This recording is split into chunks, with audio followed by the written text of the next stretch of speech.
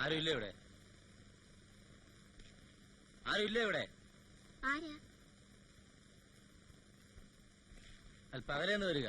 ഇവിടെ ആണുങ്ങളാരും ഇല്ലേ? ഉണ്ട്, എന്റെ കെട്ടിയനുണ്ട്, ഉറങ്ങുക. എന്താ കെട്ടിയവന്റെ പേര്? കുട്ടപ്പൻ എന്നാ. കുട്ടപ്പൻ. വിളിക്ക.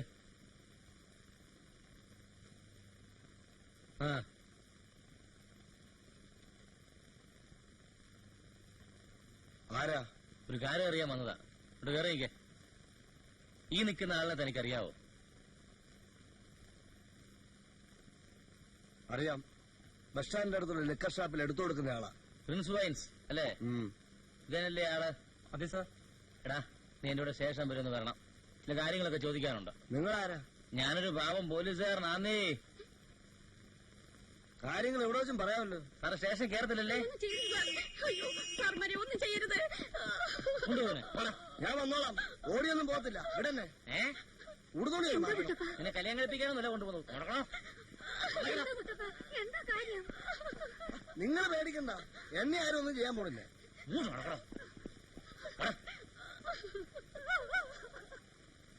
രാത്രി 9 മണിക്ക് 9:30 മണിക്ക് ഇടയ്ക്കാണ് മരിച്ചിരിക്കുന്നത്. നെറ്റിയിൽ വലതുഭാഗത്ത് മുകളിലായൊരു മുറിവുണ്ട്. അത്ര ആഴമുള്ളല്ല അത്. നല്ല ശക്തിയിൽ തറയിലോ ഭിത്തിയിലോ വന്ന് ഇടിച്ച പോലെയുണ്ട്. അതിൽ നിന്നും ബ്ലീഡിംഗ് ഉണ്ടായിട്ടുണ്ടെങ്കിലും മരിക്കാൻ തക്ക പോലെ രക്തം നഷ്ടപ്പെട്ടിട്ടില്ല. ശ്വാസം മുട്ടിച്ച് കൊല്ലാൻ ശ്രമിച്ചതുപോലെ കഴുത്തിന് ചുറ്റും പാടുകളുണ്ട്. But it remains only an attempt. യഥാർത്ഥ മരണകാരണം പോയിസണിംഗ് ആണ്. ആമാശയത്തിലൂടെയാണ് അത് രക്തത്തിൽ വ്യാപിച്ചിരിക്കുന്നത്. പൊട്ടാസ്യം സയനൈഡ് പൗഡർ ഫോമിലാണ് ഉള്ളിൽ ചെന്നിരിക്കുന്നത്. And it was a speedy death. Strangely, നെറ്റിയിൽ ഏർപ്പെട്ടിരിക്കുന്ന ആഘാതവും കഴുത്ത് ഞെരിച്ച് ശ്വാസം മുട്ടിച്ചിരിക്കുന്നതും പോയിസൺ വയറ്റിലെത്തിയിരിക്കുന്നതുമെല്ലാം ഏതാണ്ട് ഒരേ സമയത്ത് തന്നെയാണ്. Save within A span of 2 or 3 minutes. ആ സ്ഥിതിക്ക് കൾപ്രിറ്റ്സ് ഒന്നിലധികം പേർ ഉണ്ടായിരിക്കാൻ സാധ്യതയുണ്ടല്ലോ ഡോക്ടർ. ആ ഊഹം തെറ്റണമെന്നില്ല. ഒരാൾ തള്ളി താഴെയിട്ട് കഴുത്തിലൂടെ ചമത്തുന്നു. അവരൻ വിഷം വായിൽ തൂകുന്നു. Possible. And their motive? Sex is ruled out. No evidence for rape or molestation. പ്രധാനമായും these are my findings. Yes mister Ninan. ബെഡ്റൂമിൽ തറയിൽ വീണ് കിടന്നിരുന്ന കുപ്പിയിലുണ്ടായിരുന്ന പോയിസണസ് കെമിക്കൽ തന്നെയാണ് വിക്ടിമിന്റെ ആമാശയത്തിലുമുള്ളത്. അനാലിസിസ് കാണിക്കുന്നത് 2 or 3 വർഷമായി ഇത് ഈ ബോട്ടിലിൽ തന്നെ ഉള്ളതായിട്ടാണ്.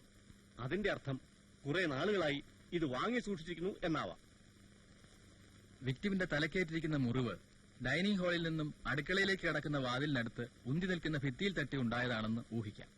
അവിടെ ഒരു സ്ഥലത്ത് നേരിയ രക്തക്കറ കാണുന്നുണ്ട്. ഡൈനിങ് ടേബിളിന്റെ മുമ്പിൽ നല്ലൊരു സ്ട്രഗിൾ നടന്നതിന്റെ എല്ലാ ലക്ഷണങ്ങളും ഉണ്ട് സാർ. And the alcohol?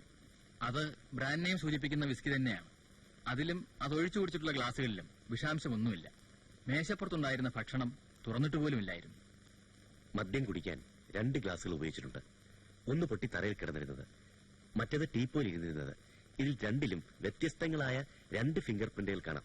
രണ്ടും വിക്ടിമിന്റേതല്ല, പുരുഷന്മാരുടേതെന്ന് വേണം ഊഹിക്കാൻ. ഗ്ലാസിൽ കണ്ട അതേ പ്രിന്റുകൾ മദ്യക്കുപ്പിയിലും കാണാം. ഇരുവരും കുപ്പിയിൽ നിന്നും മദ്യം പകർന്നിരിക്കുന്നുവെന്ന് വ്യക്തം. Only 2 persons? മറിഞ്ഞു കിടന്നിരുന്ന ഒരു ഫ്ലവർ വൈസിൽ വിക്ടിമിന്റെ പ്രിന്റാണുള്ളത്. പിന്നെ ഫ്രണ്ട് ഡോറിലും കോളിംഗ് ബെല്ലിന് ചുറ്റും വ്യക്തവും അവ്യക്തവുമായ കുറെ പ്രിന്റുകളുണ്ട്. വീട്ടിൽ വിസിറ്റേഴ്സ് പതിവായിരുന്നു എന്നാണ് ഇത് സൂചിപ്പിക്കുന്നത്. Okay, thank you gentlemen. Mister Raveendran, എങ്ങനെയാണ് പ്രൊസീഡ് ചെയ്യാൻ ഉദ്ദേശിക്കുന്നത്? സർ, മദ്യക്കുപ്പിയിലും ഗ്ലാസുകളിലും കണ്ട ഫിംഗർ പ്രിന്റുകളുടെ ഉടമകളാണ് പാതികളെന്ന് ന്യായമായി ഊഹിക്കാം. വീടിന്റെ മുറ്റത്ത് ഒരു മാരുതി ജീപ്പും മോട്ടോർ സൈക്കിളും വന്നു പോയതിന്റെ ടയർ മാർക്കുകളുണ്ട്. ഇത് രണ്ടും ട്രേസ് ചെയ്യാനുള്ള ഏർപ്പാടുകൾ നടക്കുന്നുണ്ട് സർ. സെക്സ് റൂൾ ഔട്ട് ചെയ്ത സ്ഥിതിക്ക് എന്തായിരിക്കും മോട്ടീവ്? ശരീരത്തിലുണ്ടായിരുന്ന ആഭരണങ്ങൾ നഷ്ടപ്പെട്ടിട്ടുള്ള സ്ഥിതിക്ക് കവർച്ചയായിരുന്നില്ല ലക്ഷ്യം എന്ന് വ്യക്തം. പിന്നെ ബെഡ്റൂമിൽ തുറന്നു കിടന്നിരുന്ന ഒരു ചെറിയ പഴയ തുകൽപ്പെട്ടി എന്താണ് ഇൻഡിക്കേറ്റ് ചെയ്യുന്നതെന്ന് വ്യക്തമല്ല. തീർച്ചയായും വിലപിടിപ്പുള്ളത് എന്തെങ്കിലും സൂക്ഷിക്കാൻ പറ്റുന്ന ഒരു പെട്ടി അല്ലത്. അതിനകത്ത് ഞാൻ കണ്ടത് പുരുഷന്മാരാരോ ഉപയോഗിച്ചിരുന്നതെന്ന് തോന്നുന്ന ഒരു കണ്ണടയും പഴയ ചില ഡയറികളും നോട്ട്ബുക്കുകളും ചില സർട്ടിഫിക്കറ്റുകളൊക്കെയാണ്. അതെല്ലാം ഡീറ്റെയിലായി ചെക്ക് ചെയ്തുകൊണ്ടിരിക്കുകയാണ് സാർ. വിഷം കണ്ടെയ്ൻ ചെയ്ത കുപ്പിയുടെ അടപ്പും അതിൽ തന്നെ ഉണ്ടായിരുന്നു. ആകെ കോംപ്ലിക്കേറ്റ് ആണ് തോന്നുന്നു.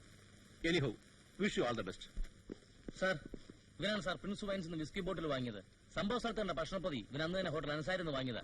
2 ദിവസം സമ്മതിച്ചു. ബാക്കി സാറോട് സമ്മതിപ്പിക്കാൻ വിചാരിച്ച് അകത്തിട്ടിരിക്കുകയായിരുന്നു. ഇറങ്ങി വേണ. ഞാൻ പറയില്ല.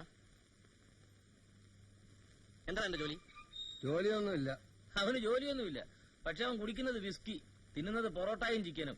ഉള്ള കഴിവേറി കുട്ടിക്കട്ടെ സാർ. നിനക്ക് ആ സ്ത്രീ എങ്ങനെയാണ് പരിചയം? എനിക്കൊരു സ്ത്രീയും പരിചയമില്ല സാർ. പിന്നെ നീ വാങ്ങിയ കുപ്പിയും പുതിയ എങ്ങനെ നടത്തില്ല?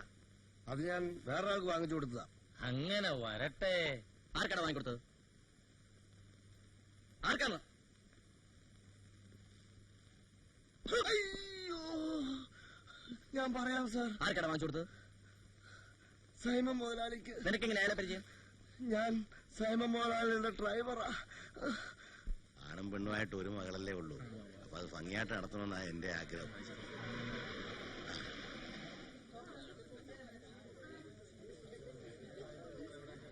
ഞങ്ങൾ താമസില്ലല്ലോ. ഏയ്, ഇറങ്ങി വന്നാട്ടെ. ഡോക്ടർ ഇന്നലെ വരുമെന്ന് ഫോണിൽ പറഞ്ഞിട്ട്. ഇന്നലെ തിരിക്കാൻ തുടങ്ങിയപ്പോ ബ്രദർ വൈഫും കൂടെ പെട്ടെന്ന് കയറി വന്നു. ജോണി ആ, അവൻ അമേരിക്കയിലോട്ട് പോകുന്നോ? മറ്റന്നാ പോവും. യാത്ര ചോദിക്കാൻ വന്നതാ. അപ്പൊ പിന്നെ ഞങ്ങൾ ഇങ്ങോട്ട് പുറപ്പെട്ടാ ശരിയാകൂ. അത് നേരാ. കല്യാണിച്ച് വന്നല്ലോ. എല്ലാരും എത്തിയിട്ടുണ്ട്.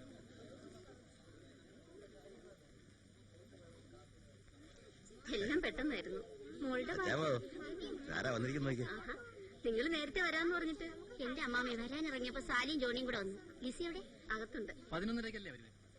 ലിസിമോളെ, ഇത് ആരാ വന്നിരിക്കുന്നുണ്ടോ? Good morning anti. നിന്റെ ആഗ്രഹം പോലെ തന്നെ വന്നല്ലോ. എംപിക്കാരനെ തന്നെ കിട്ടിയല്ലോ. വേഗം റെഡിയാകും മോളെ, അവരിപ്പിഴിങ്ങ് എത്തും.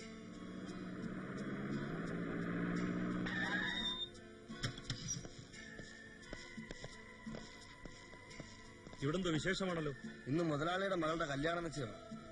എന്തു പറ്റി വിട്ടപ്പോ നിനക്ക്? മുതലാളി ഇന്ന് രാവിലെ മുതൽ അന്വേഷിക്കുക. എന്താ സാർ കാര്യം? ഇവൻ എന്ത് കുറ്റം ചെയ്തു? മിസ്റ്റർ സൈമൺ ഉണ്ടോ? അതുണ്ട് സർ. ഇപ്പൊ തന്നെ വേണോ? ഏതായാലും വന്നല്ലേ, ഒന്ന് അന്വേഷിച്ചിട്ട് പോകാം സർ.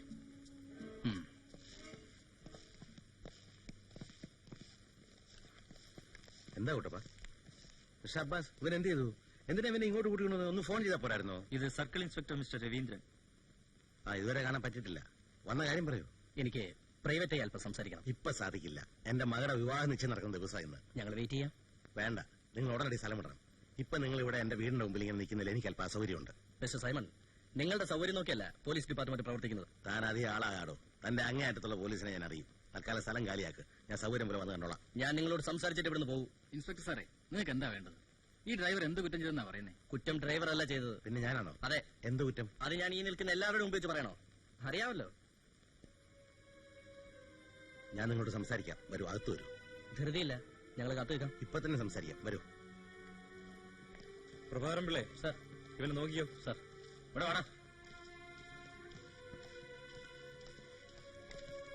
എന്താ സാർ ഉണ്ടാ? ഞങ്ങൾ കൂടി അറിയട്ടെ. അറിഞ്ഞാൽ ഞെട്ടും. അങ്ങനത്തേക്ക് എന്നെ മനസ്സിലായില്ലേ?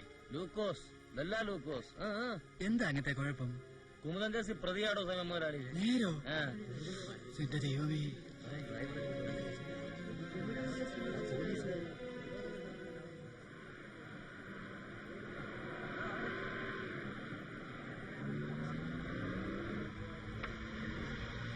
സാറേ, ഒരു കാര്യമുണ്ടല്ലോ.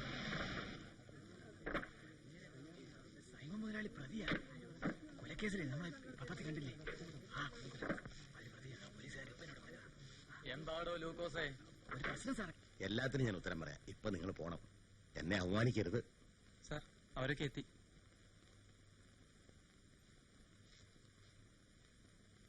സൈമൺ മുതലാളി വരുന്നുണ്ട് കേട്ടോ.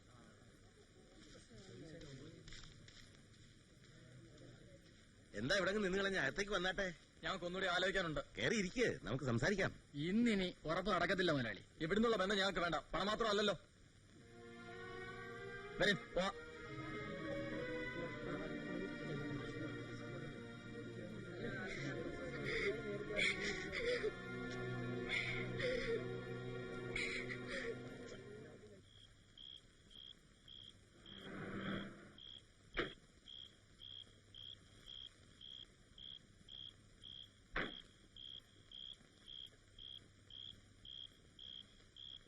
അവിടെ വെച്ചേര്. നീ കാറുമായിട്ട് തോട്ടത്തുള്ള ബംഗ്ലാവിലേക്ക് വെക്കൂ. ഞാൻ 1 മണിക്കൂർ കഴിഞ്ഞ് എത്തും. ശരി. ഈ ജനലൊക്കെ ഒന്ന് അടച്ചേര്.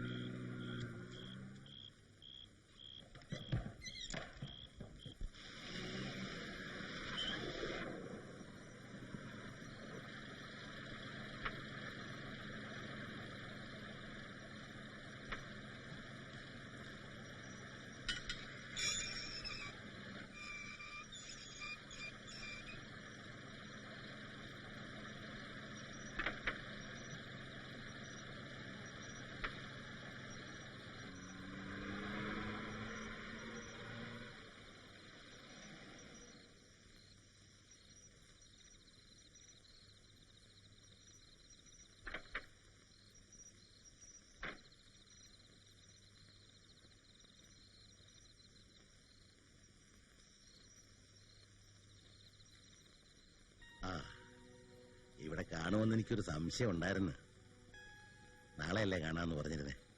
നാളെ മറ്റന്നാളൊക്കെ വേറെ ചില പ്രധാനപ്പെട്ട കാര്യങ്ങളുണ്ട്. എന്താ വല്ലാണ്ടിരിക്കുന്നത്? റെഡിയായി, നമുക്ക് തോട്ടത്തിലേക്ക് പോവാം.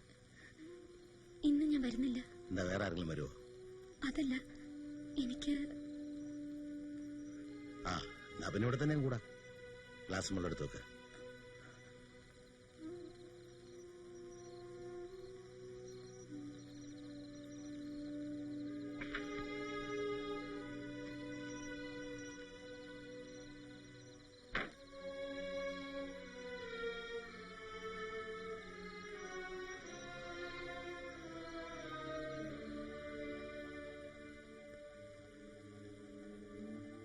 എന്ത് പറ്റി കുന്നത്തിന് നിന്ന്? പറഞ്ഞു കേട്ടില്ലേ? ഇതൊരു പ്ലേറ്റിലിട്ടെടുക്ക, കഴിക്കാനുള്ള.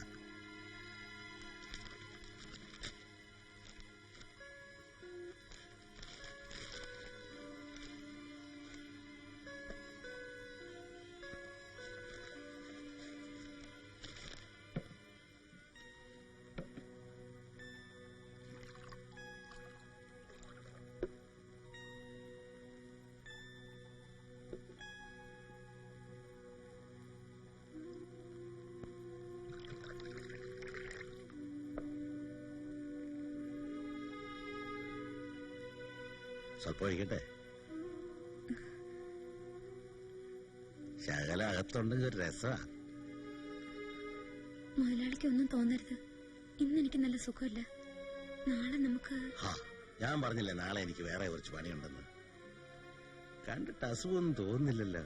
കുറച്ചേരം ഇരുന്നിട്ട് ഞാനങ്ങ് പോയിക്കോളാം. വാ. ഇന്ന് വേണ്ട, ദയവ് ചെയ്ത് മുതലാളിക്ക് പോണം. അങ്ങനെ പറഞ്ഞ എങ്ങനാ? നീ വാ. ഇന്ന് നടക്കില്ലെന്ന് ഞാൻ പറഞ്ഞല്ലോ. നിനക്ക് എന്ത് പറ്റി? ഞാൻ തരുന്നൊന്നും പോരെ? കൂടുതൽ വേണമെങ്കിൽ ചോദിച്ചോ, തരാം. ഇറങ്ങി പോകുന്ന നല്ലത്. ആരോടാ സംസാരിക്കുന്ന അറിയാവോ? അറിയാം, അതുകൊണ്ട് തന്നെ പറയുന്നത്. നാളെ ഞാനിത് നാട്ടുകാരുടെ ഇടയിൽ പാട്ടാക്കും. ഭീഷണിയാണോ? അങ്ങനെ എന്നെ കരുതിക്കോ. ആഹാ.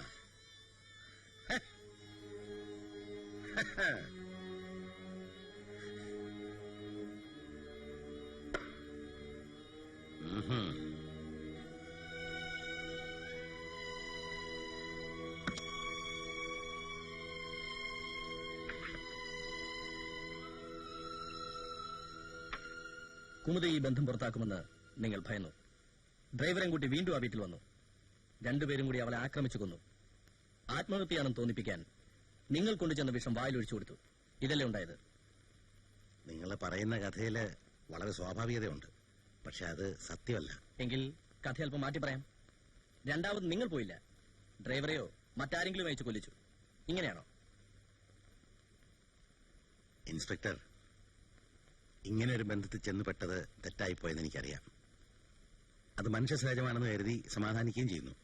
പക്ഷേ മനുഷ്യനെ കൊന്ന് പ്രശ്നങ്ങൾക്ക് പരിഹാരം ഉണ്ടാക്കാം എന്ന് വിശ്വസിക്കുന്ന ഒരു സംസ്കാരമല്ല എന്റേത്.